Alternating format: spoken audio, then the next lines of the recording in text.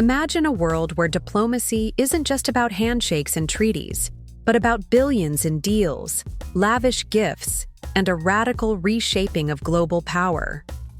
In the spring of 2025, the world watched as Donald Trump, in his second term as president, embarked on a journey that would redefine America's role in the Middle East. What truly happened behind the gilded doors, amidst the fanfare? And what does it mean for the future of a region perpetually at the crossroads of history? Join us as we uncover the intricate story of a visit that was anything but ordinary. A new chapter in America First. Diplomacy from May 13th to the 16th, 2025. President Donald Trump undertook his first major international journey of his second term, a whirlwind tour across the Arabian Peninsula. His itinerary was precise and deliberate: Saudi Arabia, Qatar, and the United Arab Emirates. This carefully curated selection immediately drew global attention for one striking omission. Israel was explicitly left off the list, a stark contrast to his inaugural foreign trip in 2017, though Trump himself later denied this exclusion was intentional. The overarching goal of this four-day tour was ambitious and unapologetically transactional: to secure an unprecedented volume of business deals and investments for the United States, with Trump boldly claiming they could reach a astounding $4 trillion. Beyond the financial aspirations, a key diplomatic aim was the lifting of sanctions on the transitional government of Syria, a move that would send ripples across the region and beyond. This trip was designed not just to reassert U.S. influence, but to do so through a renewed emphasis on economic diplomacy and transactional partnerships, fundamentally reshaping America's traditional role in the Middle East. Saudi Arabia. The royal welcome and a controversial handshake. President Trump's journey began on May 13th in Riyadh, Saudi Arabia, where he was met with a reception fit for a king. The welcome was nothing short of opulent, featuring fighter jet escorts for Air Force One, a thundering 21-gun salute, and a personal greeting on the tarmac from Crown Prince Mohammed bin Salman, MBS. This lavish display, including a mobile McDonald's rolled out in Riyadh, was a deliberate strategy by the Saudis to curry favor with the president and strengthen ties with the U.S. while advancing their own economic goals, playing directly into Trump's known appreciation for grand gestures and a gold-plated lifestyle. A central event was the Saudi-U.S. Investment Forum, where Trump addressed a gathering of top CEOs from both nations, including leaders from Blackstone, Citigroup, and Palantir Technologies. Here, he encouraged Saudi Arabia to increase its investments in the U.S. beyond the already pledged $600 billion, a figure he hoped could eventually reach $1 trillion. A strategic economic partnership agreement was signed, including a $142 billion letter of intent for defense capabilities, touted as the largest defense cooperation agreement in U.S. history. Beyond traditional defense, the focus heavily shifted to technology. NVIDIA and AMD announced a $10 billion project to provide semiconductors to Humane, a Saudi artificial intelligence company. Partnerships were also forged with major U.S. tech firms like Amazon, Oracle, Palantir, L3Harris, and Armada, all aimed at advancing Saudi Arabia's Vision 2030 and its ambition to become a global AI leader. To facilitate this, the White House even scrapped Biden-era restrictions on exports of advanced U.S. semiconductors, signaling a clear commitment to technological collaboration. However, the most significant and controversial meeting in Riyadh was with Syrian President Ahmed al-Sharaa, marking the first such high-level engagement since 2000.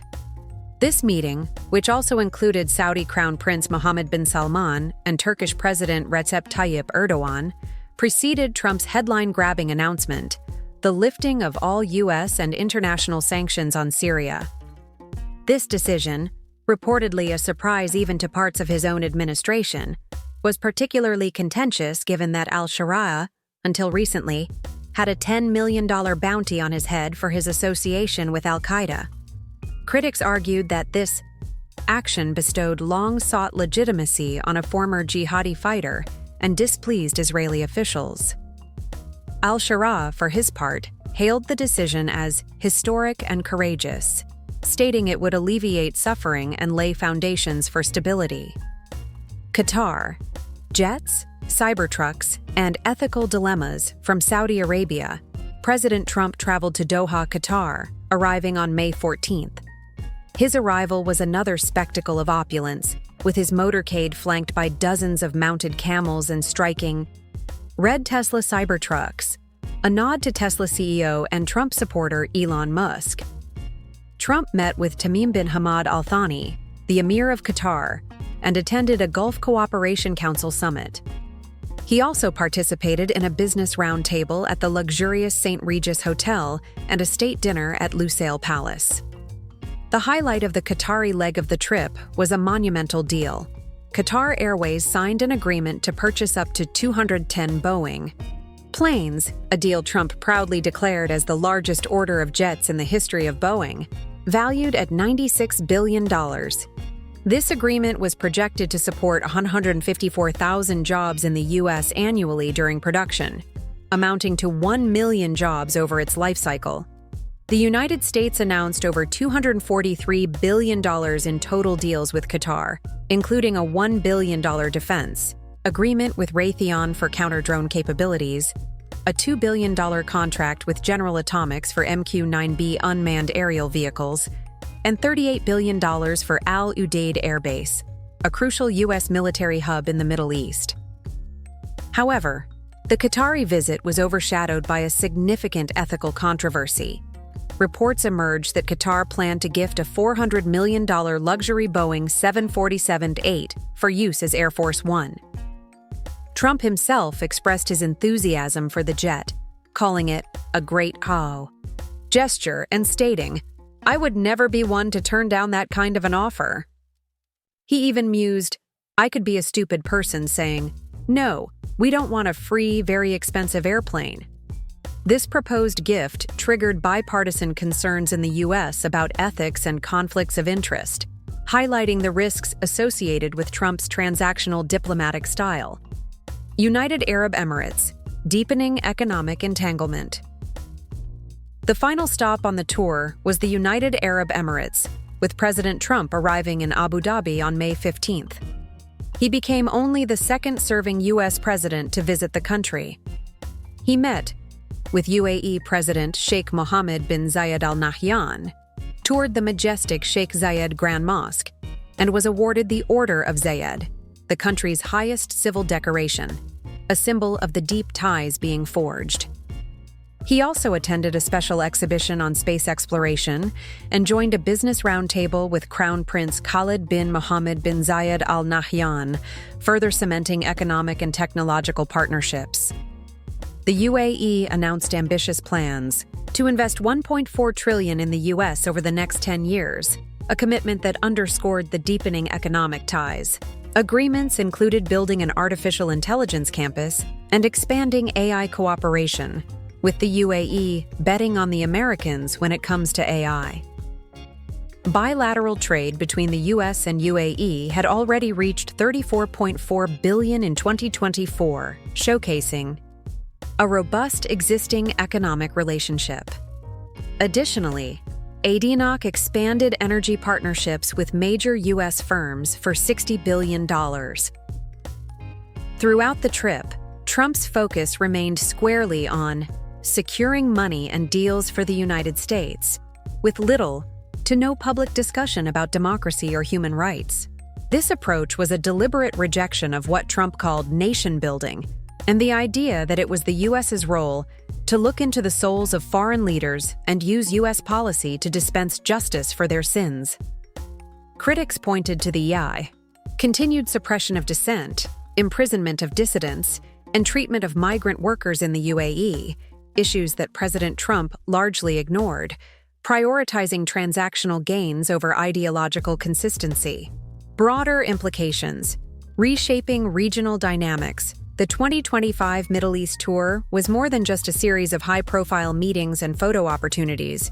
It represented a profound recalibration of U.S. foreign policy in the region, with far-reaching implications. The Israel question. The explicit exclusion of Israel from the itinerary was perhaps the most significant policy shift. Unlike his 2017 trip, which included stops in Jerusalem and Bethlehem, this decision was interpreted by many as a tactical deferral to avoid the Gaza quagmire and the complexities of the ongoing conflict. It signaled a clear distancing from traditional neoconservative policies and the historically close U.S.-Israel relationship, implying that Israel, under the prevailing circumstances, was perceived as a diplomatic liability or an obstacle to Trump's primary deal-making agenda. This shift could fundamentally alter the U.S.-Israel relationship, moving towards a more transactional dynamic, where U.S. support is contingent on alignment with broader America First goals. It also empowered Gulf states, like Saudi Arabia, to reiterate that normalization with Israel remained contingent on progress toward Palestinian statehood, a stance that gained leverage in this new diplomatic landscape. Syria and Iran policy. The decision to lift sanctions on Syria was a surprising move that reportedly caught even parts of his own administration off guard. This action, despite Syrian President Ahmed al-Shaara's controversial past, was seen as a pragmatic step aimed at stabilizing Syria and facilitating its reconstruction, potentially allowing Gulf countries to contribute to its recovery. On Iran, President Trump implored the nation to negotiate over its nuclear program, expressing optimism about a potential U.S.-Iran deal and stating a proposed deal had been presented.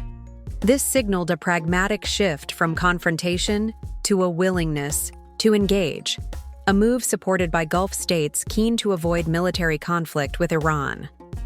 Public sentiment in the U.S. also largely favored a negotiated agreement over military action, with 69% of respondents preferring a deal limiting Iran's nuclear program to peaceful ends with stringent monitoring, compared to only 14% favoring military action. Economic statecraft and sticky power.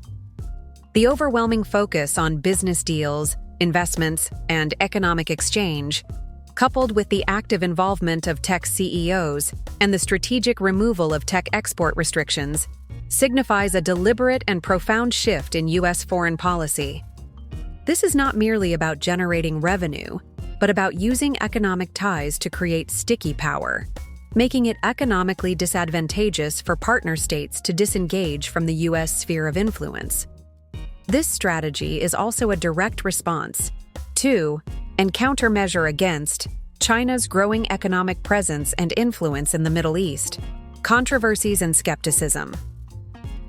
Despite the impressive announced figures, a persistent discrepancy between these proclaimed deals and their actual realization became apparent, echoing a pattern from his 2017 visit. Many of these initial agreements were non-binding memorandums of understanding, which do not always translate into concrete transactions. Domestically, the trip was widely seen as playing to Trump's ego, given its lavish displays. Trump also used the trip to publicly criticize domestic political opponents, including Democrats, the media, and even celebrities, demonstrating a continued blend of foreign policy with domestic political messaging. A redefined American presence. Donald Trump's 2025 Middle East tour solidified his transactional approach to foreign policy, prioritizing economic gains and perceived national interests over traditional diplomatic norms and human rights considerations. This visit reshaped regional power dynamics, fostering new alliances based on shared economic and security interests, particularly concerning Iran. While the long-term implications for regional stability and the enduring credibility of U.S. foreign policy remain to be seen, this trip undeniably marked a significant redefinition of America's presence in a complex and volatile part of the world. This journey wasn't just a series of events. It was a blueprint for a new era of American foreign policy. What do you think this shift means for the future of the Middle East, and indeed, for global diplomacy? Share your thoughts in the comments below, and if you found this deep dive insightful, hit that like button Subscribe to our channel and join our community as we continue to explore the forces shaping our world.